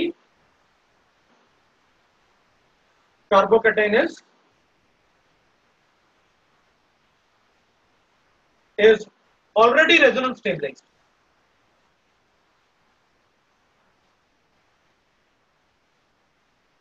तो इसमें रीअरेंजमेंट नहीं होगा बिकॉज रीअरेंजमेंट होता ही स्टेबिलिटी के लिए, तो फिर अपन क्यों करें। अब मुझे एक पार्ट पूछना है, क्या मैंने आपको रीअरेंजमेंट ऑफ कार्बोकेटाइन बताया है? हाँ सर। एवरीबडी? Yes sir. ठीक, मैंने इसलिए यहाँ पर रीअरेंजमेंट वाला कोई ऐसा मॉलिक्यूल नहीं लिया जिसमें रीअरेंजमेंट हो जाए, क्योंकि मेरे दिमाग में ये भी चल रहा था कि मैंने आपको बताया या नहीं बताया। तो आप अगर बताया है देन इट्स ओके, फिर तो कोई प्रॉब्लम नहीं, मैं कोई भी स्ट्रक्चर लिख सकता। अब अपन चेक कर लेते हैं कि जब रीअरेंज कार्बोकेटाइन होगा तो अपन इस वाले पार्ट को थोड़ा और डिस्कस करेंगे, इस वाले पार्ट को वेट करते हैं, ठीक है ना। तो अपन क्या करेंगे, पहले अपन फ्रेडरिक-क्राफ्ट एल्काइलेशन की बात। तो फ्रेडरिक-क्राफ्ट एल्काइलेशन में अब तो अपन बस रीअरेंज, हमें कार्बोकेटाइन रीअरेंज करना आना चाहिए, दैट्स ऑल। अब मान लो मेरे पास अदर एग्जांपल है, मैं सिर्फ फ्रेडरिक-क्राफ्ट एल्काइलेशन की बात करता हूं, है, और स्टाइलेशन की भी बात कर सकते हैं, कोई फर्क नहीं पड़ता, बिकॉज दोनों हमने सीख लिया, ठीक है। तो फ्रेडरिक-क्राफ्ट रिएक्शन अदर, मैं कुछ एग्जांपल है, ठीक है। तो जैसे मेरे पास अगर मान लो ऐसे गिवन, मेरे पास बेंजीन गिवन है और मुझसे कहा गया इसको इससे रिएक्ट करो, CH3 CH2 CH2 और ये Cl, और आपने AlCl3 लिखा, बताओ प्रोडक्ट क्या बनेगा, बता देंगे, ये लो प्रोडक्ट बन गया। उसमें क्या, ये लो भाई प्रोडक्ट, ये प्रोडक्ट, अपन कहेंगे ये प्रोडक्ट है, क्लोरीन तो इससे अटैच्ड है, फिर उसके बाद ऐसा क्यों किया आपने, तो अपन ऐसे कर देते हैं, जिससे क्लोरीन अटैच्ड है उस पर स्टार बना देते हैं, तो ठीक है, इस पे अटैच था या इस पे अटैच था, दोनों में से किसी एक पे स्टार बना हुआ। तो अपन कहेंगे ये रिएक्शन कैसे हुआ, तो ठीक है बता देते हैं भाई, पहले आपने क्या किया होगा, CH3 CH2 CH2 Cl, और इसको आपने AlCl3 से रिएक्ट करवाया होगा, तो इसके लोन पेयर जो हो गया वो इससे अटैक करेंगे, ये बॉन्ड ब्रेक करेंगे, जैसे आप ब्रेक करते हो बॉन्ड, तो इसको अटैक करोगे, इस पर पॉजिटिव आ जाएगा, फिर आप इसको ब्रेक करते हो, तो ब्रेक करके ही पहले चेक कर लेते हैं, कार्बोकेटाइन तो बन ही जाएगा। अब अपन को पता है, जो अपन ने पहले सीखा होगा कि भाई ये ना 1 डिग्री कार्बोकेटाइन है, और केटाइन कार्बोकेटाइन में क्या होता है, 1 to alkyl shift, 1 to hydrate shift, 1 to phenyl shift, वो सारा पार्ट अपन ने पढ़ा, इसमें हाइड्रेट शिफ्ट कर देते हैं, तो 1 to हाइड्रेट शिफ्ट करेंगे, तो will write that bye CH3 1 to hydrate shift का मतलब है यहां से एक हाइड्रोजन को शिफ्ट कर लेता हूं इस पे, हाइड्रेट शिफ्ट का मतलब हो गया, हाइड्रेट मतलब H negative, H negative is called hydrate, right. तो अपन इसको ऐसे, लो भाई ये बन गया, इस पे आपने स्टार बनाया था तो इस पे स्टार बना दिया, ये आपका एक्ट एज इलेक्ट्रोफाइल। अब अगर ये इलेक्ट्रोफाइल जैसे एक्ट करेगा तो इसको बेंजीन से अटैच करवा देते हैं, विल गेट द प्रोडक्ट, जो मोस्ट स्टेबल कार्बोकेटाइन बनेगा उसके साथ अपन प्रोडक्ट बना देंगे।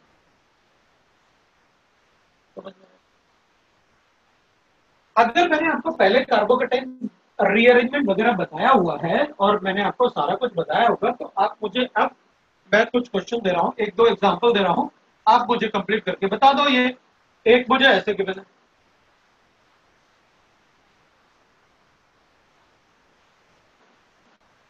एक मुझे ऐसे गिवन है,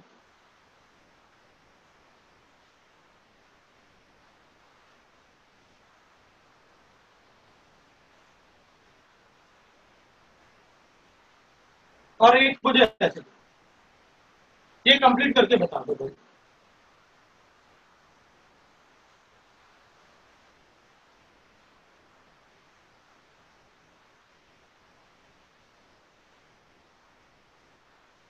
बताओ प्रोडक्ट क्या बनेंगे इसमें।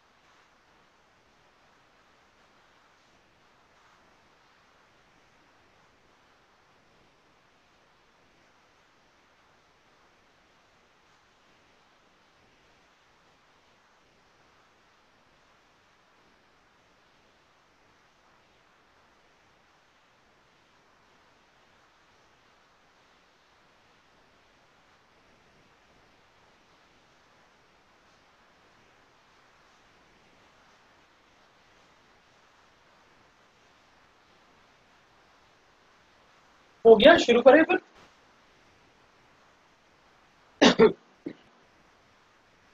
चलो देखो, मतलब मैं इसको इस पे हटा, इसको पॉजिटिव चार्ज, इसको ब्रेक करूँ, कार्बन पे पॉजिटिव चार्ज है, और ये 1 डिग्री होगा। और अपन को एक बात पता अच्छे से कि अगर मेरे पास ऐसे ग्रुप अटैच हैं और ये यहाँ पर ऐसे, तो अपन इनमें से उसको माइग्रेट करेंगे जिससे सबसे ज्यादा स्टेबल कार्बोकेटाइन बन जाए इसको, क्योंकि 3 डिग्री बनाना है। अगर इसको माइग्रेट करता हूं तो ये 2 डिग्री बनेगा, और इसको माइग्रेट करूंगा तो ये 1 डिग्री बनेगा। अगर 1 डिग्री 3 डिग्री में कन्वर्ट हो जाएगा, तो अगर इसको माइग्रेट करूंगा तो ऐसे बन गया, ये 3 डिग्री बनेगा। और अगर इसको माइग्रेट करूंगा तो ऐसे बनेगा, अगर CH3 माइग्रेट किया तो ये कितना बनेगा। इधर मैंने CH3 माइग्रेट किया, ये 2 डिग्री बना, ये 1 डिग्री, ये 3 डिग्री बना, तो अपन कहेंगे ये सही है, गलत। अगर 3 डिग्री पॉसिबल नहीं होता, अगर 3 डिग्री पॉसिबल नहीं होता तो मैं 2 डिग्री बना लूं। लेकिन अगर किसी के माइग्रेशन से 3 डिग्री पॉसिबल है तो वही माइग्रेट करूंगा, मतलब this will act as electrophile. ये मेरा प्रोडक्ट है, हो गया। बॉन्ड लाइन में अपन को पता है ना, ये कार्बन होगा, इधर भी CH3, इधर भी CH3, इधर भी CH3, that is bond line notation.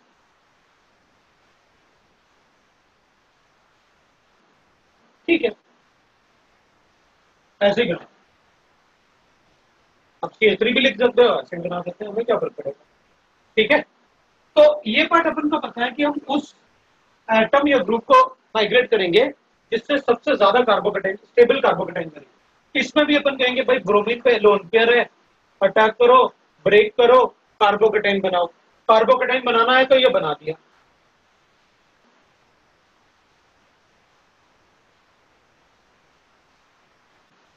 लो भाई बना दिया। अब अपन कहेंगे अगर ये कार्बोकेटाइन बन गया तो इससे तो ये हाइड्रोजन माइग्रेट करूंगा ना, तो 2 डिग्री बनेगा। हाँ तो करो माइग्रेशन, राइट। उसको माइग्रेट करके अपन कितना बनाएंगे, 2 डिग्री। एक मिनट मुझे डोर बंद करना है। तो मैं बात कर रहा था कि भाई इसमें ना जैसे अपन लिखेंगे ना, तो ये 2 डिग्री कार्बोकेटाइन बन रहा है तो बनाएंगे। अपन कहेंगे इससे माइग्रेट कर दो ना सीधा, क्या प्रॉब्लम है। हाइड्रोजन अगर यहां से माइग्रेट सीधा करते हैं 3 डिग्री बनेगा, इधर 2 डिग्री क्यों। आपको पता है आप सिर्फ ना साइड वाले कार्बन एटम से माइग्रेट कर सकते हो, आप अल्टरनेट कार्बन एटम से माइग्रेट नहीं कर सकते। देयर इज अ रूल कि आप सिर्फ 1-2 शिफ्ट कर सकते हो बस। आप 1-2 शिफ्ट कितने भी बार करो चलेगा, लेकिन आप डायरेक्टली जंप नहीं कर सकते। तो अपन क्या करेंगे, इधर अपन लिखेंगे ठीक है पहले 2 डिग्री बना लेते हैं, बाद में 3 डिग्री बना देंगे। तो पहले 2 डिग्री बना लेते हैं भाई माइग्रेशन, ये 1-2 इटरेशन। आई गॉट दिस, इसको ऐसे बना लेते हैं। ये पॉजिटिव चार्ज आ गया, अब ये 1 डिग्री था, अभी 2 डिग्री बन गया। अब 2 डिग्री से पर 3 डिग्री बना लेते हैं, इस हाइड्रोजन को यहाँ माइग्रेट कर देते हैं।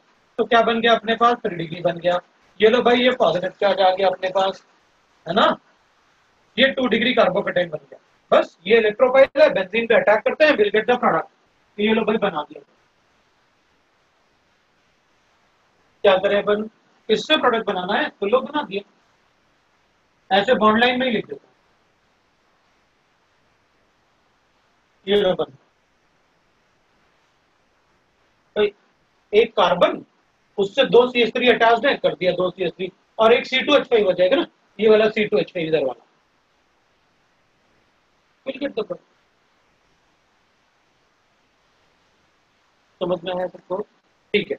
अब इस वाले में ठीक है, इधर अटैक करके इधर बना 1 डिग्री कार्बोकेटाइन है, लेकिन यहां पर शिफ्ट करूंगा तो बेंजाइलिक 2 डिग्री बन जाए।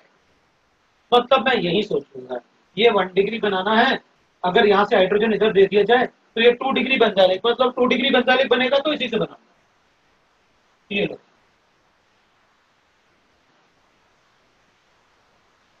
इधर CH3 लिख लेता हूं और उधर CH, ये लो ये प्रोडक्ट, ठीक है। प्रोडक्ट ये एल्काइलेशन के बाद अब अपन क्या कर सकते हैं, अपन कहेंगे देखो भाई अगर एल्काइलेशन करना है, इसका मतलब है किसी भी रिएक्शन में अगर कार्बोकेटाइन बना लूं मैं और फिर उसमें बेंजीन डाल दूं तो क्या एल्काइलेशन हो जाएगा, बिल्कुल हो। तो कार्बोकेटाइन मेथड तो बनाने के और भी तरीके हो सकते हैं, why to take alkyl halide only. हाँ तो अपन कहेंगे वो अदर मेथड ऑफ एल्काइलेशन हो सकता है, बट फ्रेडल-क्राफ्ट रिएक्शन में you have to use the Lewis with alkyl.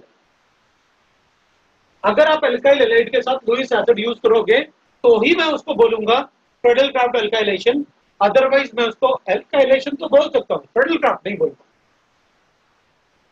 जैसे अपन कहेंगे अदर मेथड फॉर एल्काइलेशन ना, तो अपन ऐसे बता सकते हैं भाई देखो other methods for alkylation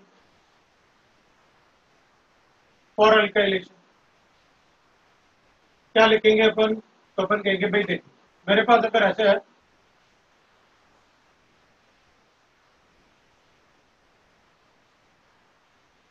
alkene, अपन क्या करेंगे यहाँ, मेरे पास ऐसे के अपन कहेंगे एल्कीन को ना आप H+ साइन से रिएक्ट करो। एल्कीन को किससे रिएक्ट करवा दो, राइट ना, एल्कीन को आप रिएक्ट करवा दो किसके साथ, तो अपन कहेंगे ठीक है इसको ना H+ साइन से रिएक्ट करवा दो, मतलब एसिड से H2SO4, तो ये H+ साइन अटैक करेगा। एल्कीन्स आर न्यूक्लियोफिलिक, ये इलेक्ट्रोफिल, अटैक करेगा डबल बॉन्ड पे। अभी अपन क्या करेंगे, ये इससे इलेक्ट्रॉन लेके भी अपन उसको दे सकते हैं, इससे इलेक्ट्रॉन लेके भी उसको दे सकते हैं, मतलब I can form like this. या तो मैं ऐसे बना सकता हूं, तो मेरे पास ऐसे बच जाएगा, मैंने इससे इलेक्ट्रॉन लेके उसको दे दिया हाइड्रोजन को, तो इससे पॉजिटिव चार्ज इससे बॉन्ड बना दिया। या फिर मैं ऐसे भी कर सकता हूं, इससे इलेक्ट्रॉन ले लेता हूं और इसको देता हूं, तो इससे बॉन्ड बना दूंगा, उस पर पॉजिटिव चार्ज। अब अपन कहेंगे अच्छा ठीक है, दोनों में से ज्यादा स्टेबल कौन है, ये वाला मोर स्टेबल, तो अपन यही बनाएंगे प्रोडक्ट में, ये नहीं बनाएंगे।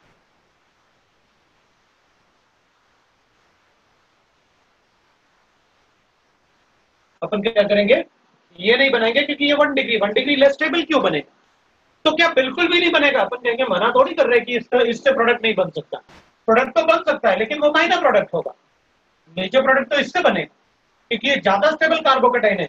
अपन ने कभी मना थोड़ी किया कि इससे इससे और इसके प्रोडक्ट नहीं बनेंगे इधर, हमने तो ये कहा कि सबसे ज्यादा अमाउंट में इसका प्रोडक्ट बनेगा, तो इसका बनेगा क्या, हाँ इसका भी बनेगा, इसका भी बनेगा, क्योंकि जब तक ये कार्बोकेटाइन 1 डिग्री बनेगा, पहले ये 1 डिग्री बनेगा, थोड़ी देर में फिर माइग्रेशन होके 2 डिग्री बनेगा, हाँ तो तब तक थोड़ा तो रिएक्ट कर ही जाएगा ना बेंजीन से, इसका भी प्रोडक्ट बनेगा, इसका भी प्रोडक्ट बनेगा, इसका भी बनेगा, लेकिन मेजर अमाउंट में ये हो जो सबसे ज्यादा स्टेबल कार्बोकेटाइन है।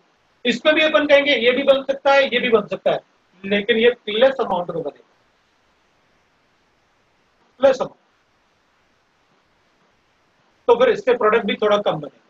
लेकिन मैं एल्कीन से कार्बोकेटाइन बना सकता हूं, अब इसमें बेंजीन डालता हूं तो प्रोडक्ट बन जाएगा।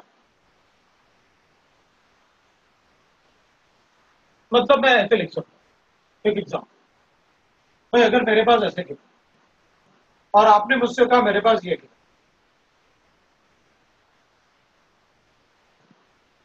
और मैंने कहा इसमें ना मैंने एसिड ऐड कर, बताओ प्रोडक्ट क्या होगा, तो अपन कहेंगे अच्छा H+ पहले इस पे अटैक करेगा, 3 डिग्री कार्बोकेटाइन बनेगा, इस पे अटैक करेगा कार्बोकेटाइन, ऐसे प्रोडक्ट बन जाएगा जैसे ये बनाया था। H+ अटैक करेगा, 3 डिग्री कार्बोकेटाइन बनाएगा, और मैं ऐसे प्रोडक्ट बनाऊंगा, ये लो भाई प्रोडक्ट।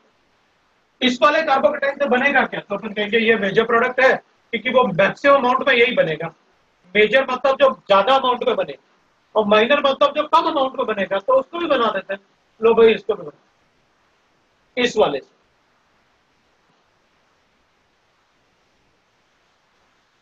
इस वाले से अटैच करेंगे तो ये CH ऐसे हो, 3 कार्बन एटम है, टोटल 4 कार्बन एटम होंगे, तो एक इधर हो गया, एक इधर हो गया CH, इधर CH3, इधर CH3, 4 कार्बन।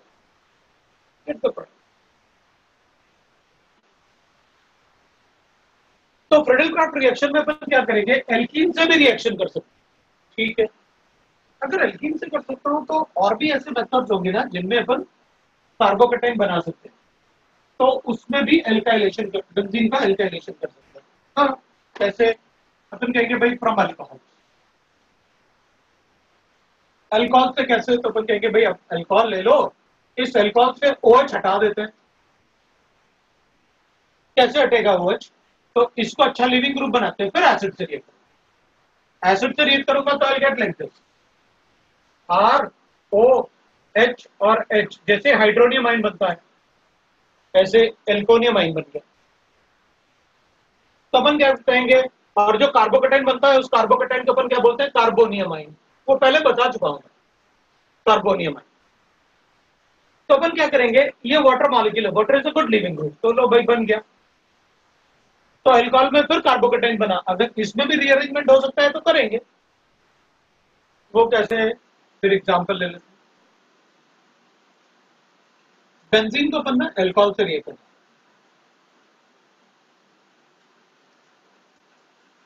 CH2,